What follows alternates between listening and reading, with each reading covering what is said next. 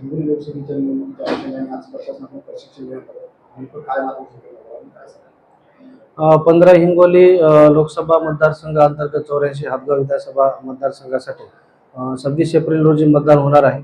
आज मतदानाच्या अनुषंगानं मतदान केंद्रावर काम करण्यासाठी मतदान केंद्राधीश, मतदान अधिकारी यांचे जे नियुक्ती आदेश आम्ही दिलेले आहोत, त्या सर्व कर्मचाऱ्यांचं सुमन गार्डन मंगल कार्यालय इथे प्रशिक्षण आयोजित केलं होतं. या प्रशिक्षणामध्ये या मतदारसंघाचे सहाय्यक निवडणूक निर्णय अधिकारी माननीय श्री अविनाश कांबळे सर यांनी जे आहे ते सर्व प्रशिक्षणार्थी यांना पॉवर पॉईंट प्रेझेंटेशनद्वारे प्रशिक्षण देऊन त्यांना याच्यामध्ये निवडणुकीच्या अनुषंगाने त्यांना ट्रेन करण्यात आले आहे. त्याच पद्धतीने EVM हँड्स ऑन ट्रेनिंग हे सुद्धा आज त्यांच्याकडून घेण्यात आलेलं आहे. आणि माननीय जिल्हाधिकारी महोदयाने ठरवून दिलेल्याप्रमाणे ऑनलाईन सर्व नियुक्त केलेल्या कर्मचाऱ्यांचा या ठिकाणी 70 गुणाची जी आहे ती परीक्षा सुद्धा या ठिकाणी घेण्यात आलेली आहे.